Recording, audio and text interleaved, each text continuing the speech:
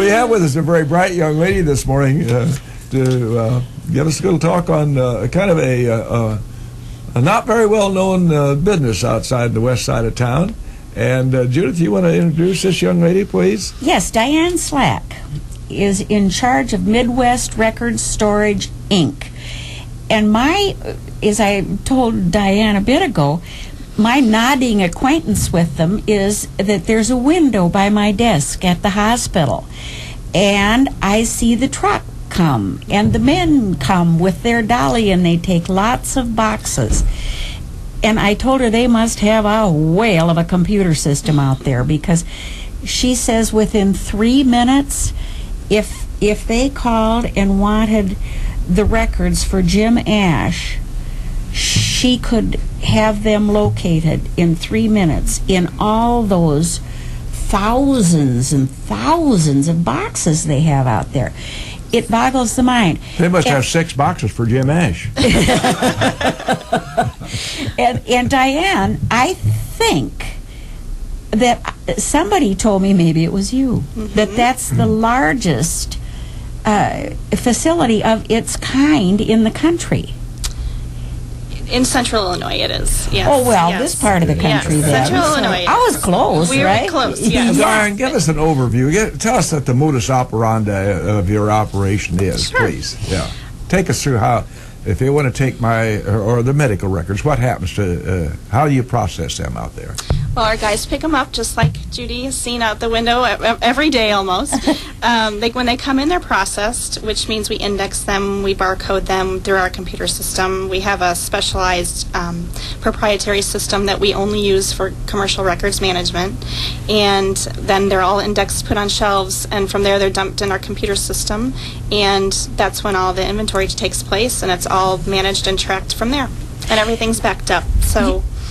Because my limited contact with this is through the hospital, there is a law that's been in effect for a number of years. It's called HIPAA, Health Information Portability Act. Well, she's more than a pretty face, Jim. She knows at all any those rate. things. Yeah. But it's very secret. Everything about medical records is terribly, terribly secretive. It's your right to that privacy. How in the world can you guarantee ALMH and the Luster's Congress that you're maintaining that privacy? Well, HIPAA is a huge buzzword in our industry, because 70% of my clientele is all medical related, and with the new HIPAA laws changing as they were, Health Information Portability and Accountability Act. Oh, there's the A. I have to know that. She is more yeah. I'm really proud to say that all of our employees and officers are all HIPAA compliant, and we're all certified. That was a step we took to ensure to our customers that we take privacy very seriously. So we have all nice little plaques with all of our names on it in our offices, so come by and see me at my office. But in fact, the laws just have changed in February of this year, and the fines have skyrocketed, and the game has changed. And I mean, if you're not compliant, you'd better be. So. It's not a joke. It's got real teeth. It costs you big money, and it costs you time meeting new people in places you didn't think you'd ever be meeting people, like prisons. Yes. Well, I know of a friend now deceased who had some internal revenue problems, and he kept his records in the basement. And I think he spent weeks and weeks shuffling and vainly looking for things.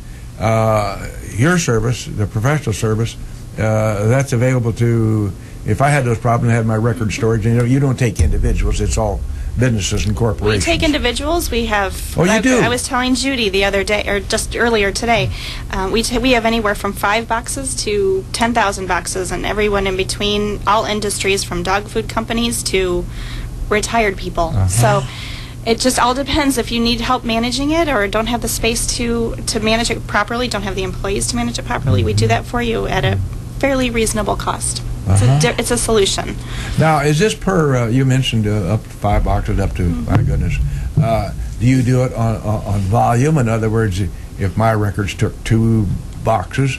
Would I get charged according to that? How would the fee be placed on individuals? We charge by the box. By the box. By the box, rather than the space that you're using, Uh-huh. which is different from some of the self-storage companies and some of the record storage, like myself, companies. They some do charge by the cubic foot. We do not. We just charge by the box. So. Now, how geographically, what kind of an area do your services encompass? Well, right now with some of our services, we've expanded a lot of our services to keep up with today's technological age. We started in obviously the hard copy record storage, and then now we've moved into tape rotation backup for partnering with companies' disaster recovery programs, to online backup, now to high-speed digital imaging. So we're converting a lot of those documents into a digital format for companies. But we service that way. It's limitless. Really, we can service somebody in California or East West Coast. As far as the physical paper records, we service pretty much all of Illinois. We do have some accounts scattered in Iowa, Minnesota. Do you? So, What would be your whole litany of services? we have the hard copy record storage is where we got started, and knowing 10 years ago, well, my dad started this business back in 1997. You know, he was told by so many people in the industry, he's been in the industry for over 50 years, that we'd be in a paperless society by the year 2000. Well, we generate more paper now than we ever have, according to the statistics. So, although it's moving to that age, we still have boxes coming in every day, but we took the extra step to get into the technology age, to keep up with my clients, my prospects, to keep up with the industry. So the hard copy record storage, the disaster recovery tape rotation, we have a climate control. Repeat that, please. The disaster recovery tape rotation, we have a tape rotation. We have a vault in our center. It's a 600 square foot media vault, which is a separate area from our record center that we house media tapes for clients. We rotate them on a daily basis according to their schedules, and what they keep an extra set off site in case they have a disaster at their facility. We store an extra set at our site for them. So we rotate those on a daily basis. And rotate them to where? To different companies that request that service. So they'll give us, for instance, we have an account right now that has about 10,000 media tapes in our vault, and every day we rotate about 300 to 400. We send them 300 or 400, and then they send us back 300 or 400, and we slot all of those in individual slots, which is also barcoded and tracked. This is a pretty sophisticated storage business, baby. Well, I know this just boggles my mind, and you know, I dare say I think I may not be the only one in Logan County who doesn't fully understand what's going on out there. Well, that's a ghost operation the best because kept it's secret. Well, of necessity, it's a very private matter, and so they're become to the average guy driving up and down I-10.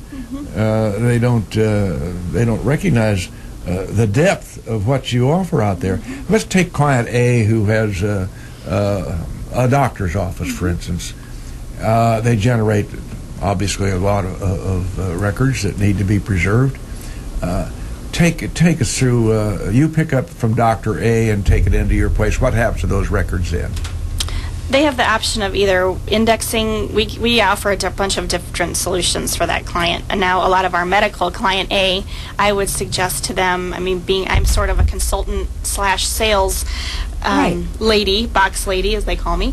You get other duties as assigned, don't you? Yes, whatever needs to be done, I do. That sobriquet is very good, box lady. Yes, that's what people remember me as. I bring box samples with me when I go on my appointments. So I see. They know me as the box lady. But that client would either have those records indexed, or we could digital image them for them. We could turn them into a digital format for them, or they could store the good old hard copy paper. Kind of just depends. From there, they would request those files as needed. If they needed John Jones's file in that box, then we could either scan that and send it to them electronically, or send them the whole box, or send them the whole file. And there's just a lot of different options, and we customize to every client's different. We customize to their needs. You said you went to SIU. I'd like to know what your degree is that prepares you for this. I can't imagine, because to me, it sounds like a really quite a unique industry. Well, my background and my education is communications and marketing. I had no idea I was going to be in the record storage business when I was 17, 18, 19 years old. When we're 17, 18, 19, we have We no don't have idea any what we're idea going to what we're going to do. I think I Tomorrow. changed my major 3 times, in fact. Rather But typical, I imagine. yes, when my dad started the business back in early 90s, it was under a different company name. I was working for a branch of, it was called Records Management Services, and we were out in the old PPG building at Kickapoo Street, and that company was sold, and long story short, my dad purchased that building, the contracts and everything after that company was sold, and we became Midwest Record Storage. But he said, "Hey Diane, do you want to go back to work?" At that time my oldest was 1, and I said, "Sure, what are we doing?" So that's kind of how we got started. So from there, I've been educating myself through a bunch of trade associations that I belong to, and his mentoring for 7 to 10 years. And here we are today.